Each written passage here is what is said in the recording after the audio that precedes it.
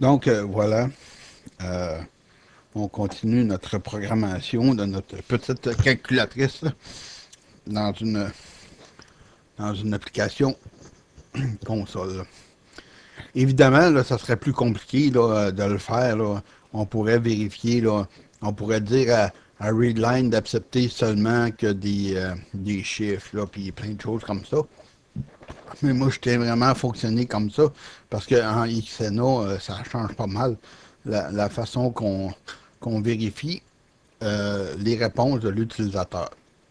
En fait, toutes les méthodes se font tout seules. Vous allez voir, c'est quand même un peu différent, mais c'est une bonne base. OK. Maintenant, bon, ça fonctionne. Là, rendu ici, on est certain qu'on a une réponse comprise entre 1 et 4. Donc là, ce qu'on va faire, on va prendre une nouvelle commande. On pourrait marquer if la réponse est égale à 1, aller à telle méthode, if la réponse comme on a fait ici. Mais on va apprendre une nouvelle façon de vérifier les réponses.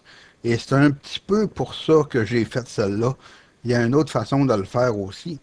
Ça s'appelle switch. Switch. Et là, on va marquer réponse. Ce qui est, le switch est toujours entre crochets. Et là, c'est ça, on utilise ça cas par cas. Dans un cas, qui est case en anglais, où la réponse est 1,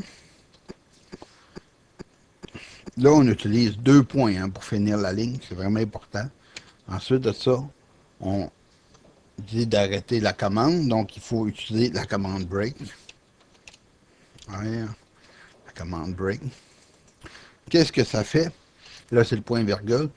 C'est que si la réponse est 1, ça va faire ce qui est compris ici, entre les deux.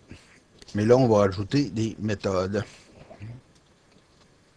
Maintenant, voilà, on met 2.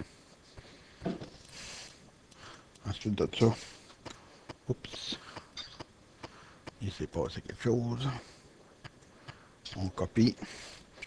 Comme je disais toujours, le fait de copier, ça évite, ça sauve un temps fou. 4. Voilà. Donc là, si la réponse est 1, ça va être ici une addition. Donc, c'est une addition. Ensuite de ça, on copie ça ici. On le met là. On va y mettre son point. Ça va être une soustraction.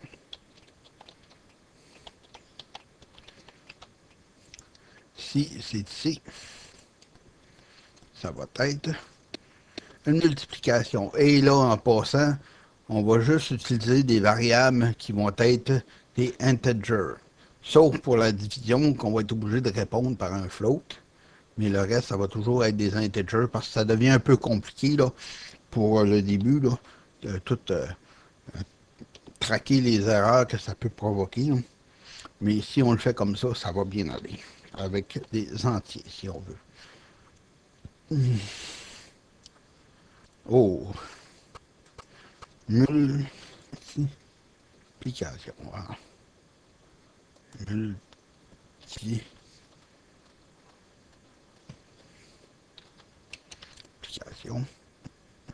On va mettre point.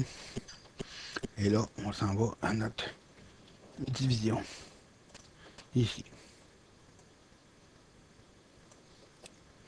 Division. Voilà.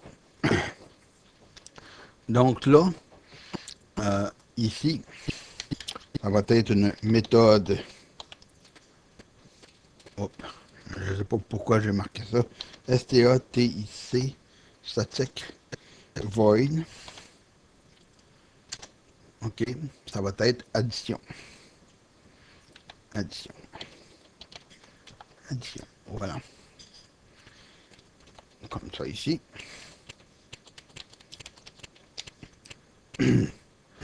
maintenant, on s'en vient ici et on vérifie. Ça va être la prochaine, une soustraction. Donc là, comme vous voyez, on copie toujours, ça va plus vite. Soustraction. Ensuite de ça, on copie ici. Puis, multiplication. Multiplication. Et ici, ça va être une division.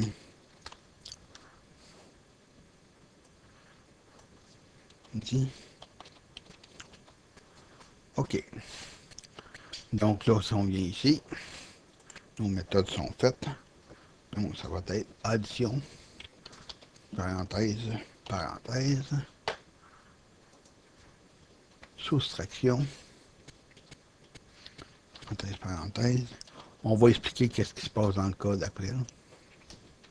Soustraction, non, plutôt multiplication, multiplication. C'est qu'on divise le plus possible en méthode. Hein. Tant qu'on peut diviser, on continue, parce que ça rend le code beaucoup plus simple. Et division. Voilà. Donc, qu'est-ce qu'on fait? C'est que ça, c'est vraiment la méthode input. Hein. On donne le choix de réponse, on vérifie si la réponse est bonne, hein, si c'est compris entre 1 et 4, parce que si on rentre 5 ici, il ne se passera rien. Et si c'est 1, on le dirige vers la méthode ici, qui se trouve à tête la méthode addition. Si c'est 2, on le dirige vers la méthode de soustraction, qui est ici. Si c'est 3, c'est la multiplication, qui est un peu plus bas. Et vous avez compris, pour la dernière, la division. Et là, rendu ici, on va commencer par traiter l'addition. Donc, qu'est-ce qu'on pourrait faire? Bien, premièrement, on pourrait dire merci d'avoir choisi l'addition ou vous avez choisi l'addition pour montrer à l'utilisateur qu'est-ce qu'il a vraiment bien choisi, la bonne réponse qu'il voulait. Ou s'il a fait une erreur, il pourrait voir, ben moi je voulais faire une soustraction, mais finalement c'est une addition. Peut-être qu'il a voulu peser sur 2, puis finalement c'est sur un qui a pesé. Mais là, ça va juste mettre ça clair avec l'utilisateur. Donc, console, WriteLine,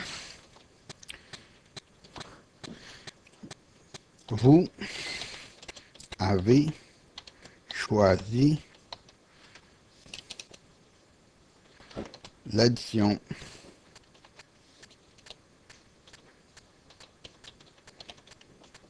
Addition. Maintenant.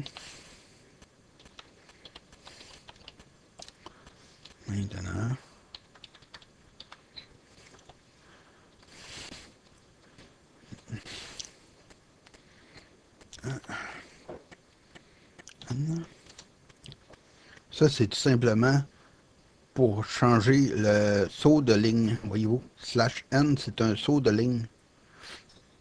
Maintenant, veuillez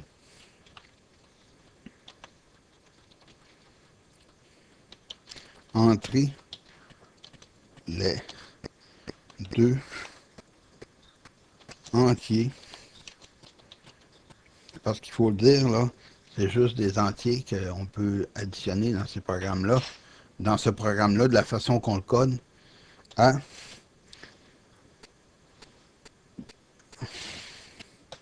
additionner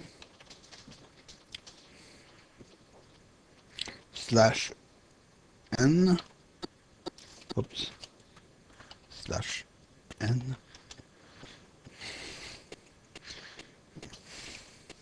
veuillez. Là, j'aurais pas besoin de mettre l'espace ici parce que c'est vraiment un saut de ligne. OK. Veuillez appuyer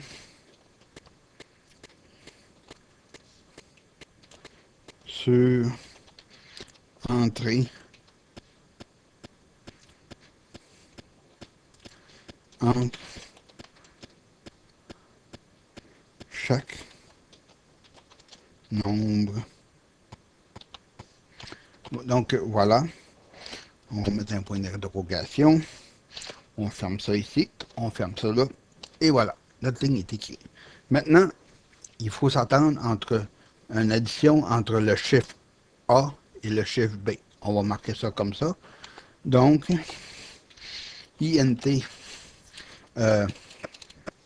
string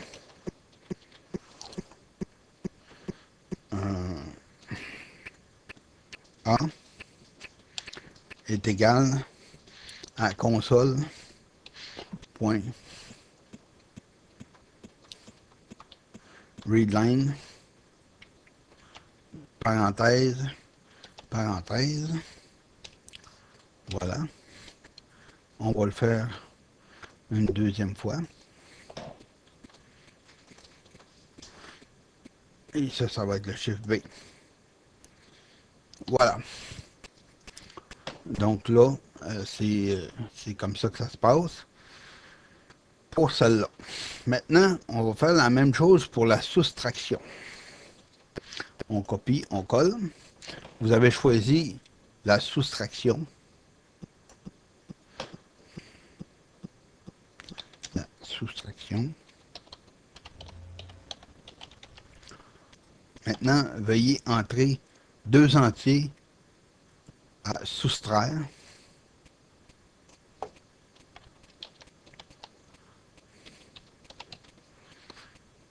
Et veuillez appuyer sur Enter entre chaque nombre. Donc, on a vu qu'il y avait une faute ici. Donc, on fait ça aussi, comme ça. Maintenant, pour la multiplication, on procède de la même façon. Là, je sais, il y en a qui disent, là, c'est des strings, comment est-ce qu'on va faire pour les additionner? Ben, on va les transformer aussitôt qu'on va pouvoir. Donc, multiplication.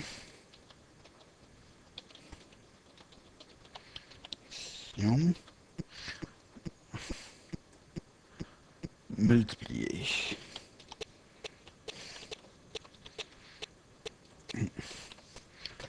Voilà. Ensuite de ça, on s'en vient ici. Division. Diviser.